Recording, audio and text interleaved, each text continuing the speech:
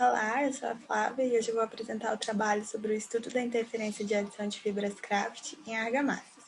O trabalho foi desenvolvido pela Lilian de Souza Alves, mestre pela Universidade de Brasília, por mim, Flávia, graduada pela Universidade de Brasília, e pelo professor doutor Cláudio Henrique, também da UNB. Essa pesquisa está inserida em um contexto muito relevante e muito atual, a sustentabilidade.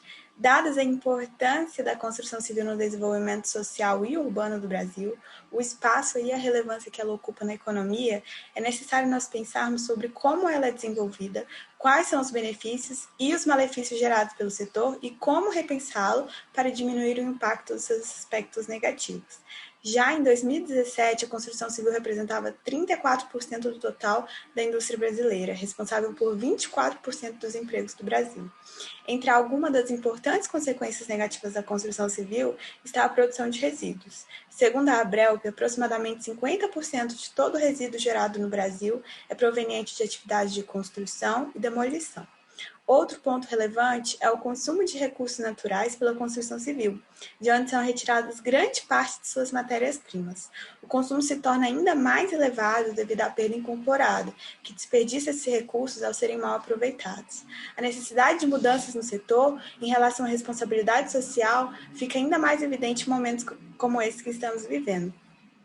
Diante desse cenário, foi que surgiu um esforço para desenvolver estudos nas áreas de tecnologia de construções, processos construtivos e busca por materiais alternativos. Uma vertente dessas pesquisas é a reutilização de materiais no ciclo construtivo, do qual esse trabalho faz parte. Os potenciais benefícios serão tanto para a diminuição do esgotamento de recursos naturais, quanto para a solução dos resíduos gerados, que terão uma nova destinação e poderão ser reaproveitados no ciclo. Neste contexto está a reutilização de matérias-primas celulósicas, como o caso do papel craft multifoliado de embalagem de cimento. Ele apresenta uma alta resistência, é submetido a padrões rígidos exigidos pelos fabricantes e consumidores e tem propriedades atrativas para ser utilizado na construção civil. 70% aproximadamente do cimento utilizado na construção civil é na forma ensacada. Então, a geração de resíduos pela embalagem de cimento é alta. Essa é a proposta do trabalho, avaliar os efeitos da reutilização desse papel craft nas propriedades físicas e mecânicas de argamassa. Explicando o programa experimental da pesquisa, foram produzidas argamassa com adição de fibras craft que vieram de reciclagem de saco de cimento utilizados na construção. Foram moldados 45 corpos de provas prismáticos em traços com teores diferentes de adição de fibras para avaliar a influência e também um traço de referência para fins de comparação. Foram realizados os ensaios de penetração de cone em mesa de consistência no estado fresco e no estado endurecido, os ensaios de resistência à compressão, tração na flexão e absorção de água por capilaridade e imersão, todos eles segundo normas da ABNT.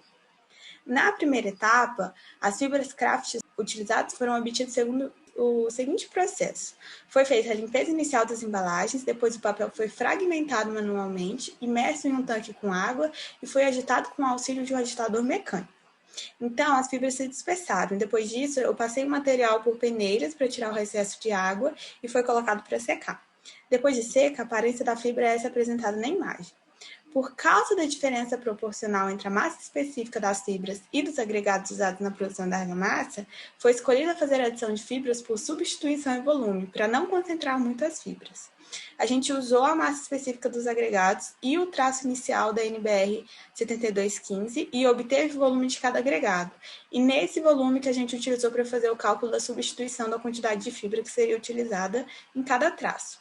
Foram escolhidos 4 teores de adição de fibras para ser analisados, 0,1%, 0,25%, 0,5% e 1%. Os agregados usados foram areia rosa, areia mix e pó de brita. Sobre eles, a gente percebe que são todos agregados miúdos e com granulometria uniforme e sem continuidade. Então, já era esperado uma argamassa com maior índice de vazios, menor trabalhabilidade e maior consumo de água. Também foi utilizado um aditivo super plastificante na argamassa, foi o Texflow 50M. Ele foi utilizado para adequar a trabalhabilidade das argamassas sem precisar corrigir o traço com a adição de água. A dosagem do aditivo nas argamassas produzidas foi feita com a fixação de espalhamento da argamassa no ensaio da mesa de consistência. Na dosagem desse aditivo, foi respeitada a recomendação do fabricante na indicação de dosagem, que estabeleceu uma faixa de 0,3% a 1,2% em massa em relação à massa de cimento. As argamassas foram produzidas segundo a NBR 7215 com as adaptações devido à adição das fibras e à utilização do aditivo. Agora, para a apresentação dos resultados. Em relação à dosagem dos aditivos, foi verificado que os traços com maior percentual de fibras necessitaram de maior quantidade de aditivo para corrigir a sua trabalhabilidade, no critério fixado. Isso porque as fibras diminuíram a fluidez da argamassa. A dosagem de aditivo no traço de 1% ficou comprometida, porque não foi possível chegar na trabalhabilidade desejada. Era preciso uma quantidade maior de aditivo, mas a gente respeitou o limite do fabricante. Na determinação da trabalhabilidade pelo ensaio de mesa de consistência e penetração de cone, os resultados mostram algumas observações. Para o traço de 1%, não foi atingida a trabalhabilidade fixada por causa do limite do aditivo. Também na penetração de cone, o traço de 1% ficou abaixo pelo mesmo motivo. As fibras diminuem a trabalhabilidade da argamassa e, por consequência, a sua fluidez. Dificulta o espalhamento, o transporte e o adensamento, que são características necessárias para a argamassa. Os ensaios no estado endurecido, primeiro a resistência à tração na flexão. Os resultados estão demonstrados aqui no gráfico. As barras azuis são para resistência de 7 dias e as laranjas para 28 dias. Analisando os resultados, a gente percebe que as argamassas com adição de fibras apresentaram resistência maior aos 7 e aos 28 dias, em relação à argamassa sem fibras. Esse já era um resultado esperado. Inclusive, nos estudos sobre a utilização de fibras celulósicas em compostos cimentícios, o ganho na resistência à tração na flexão é um dos principais pontos positivos para essa utilização.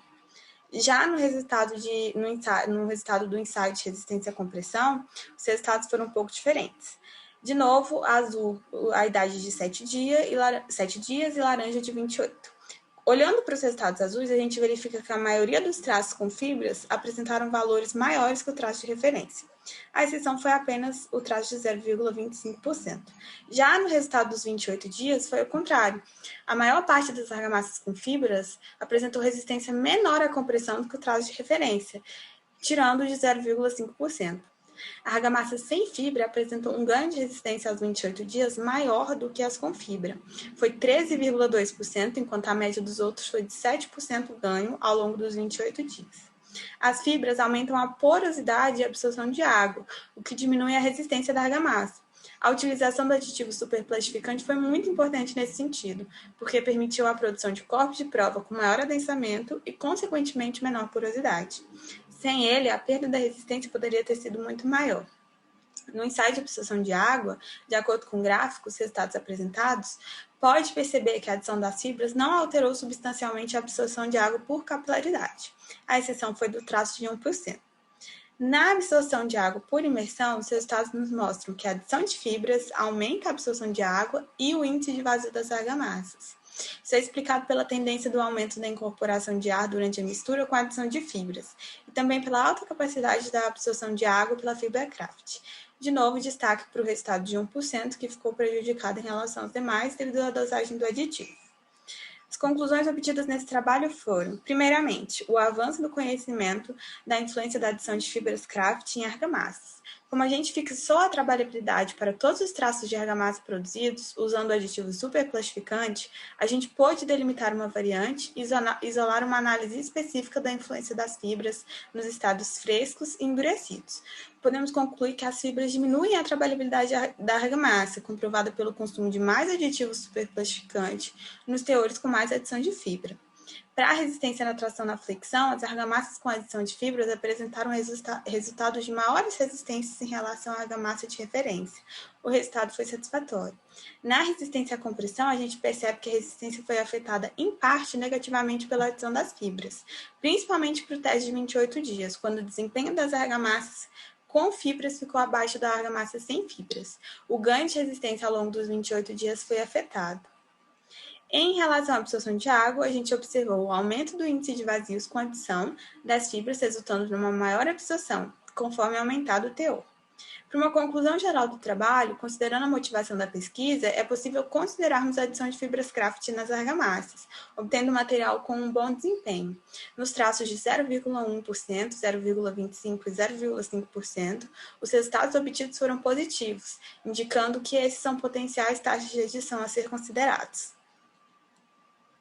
Por fim, eu deixo os agradecimentos ao Conselho Nacional de Desenvolvimento Científico e Tecnológico e ao Programa de Pós-Graduação em Estruturas e Construção Civil da UNB.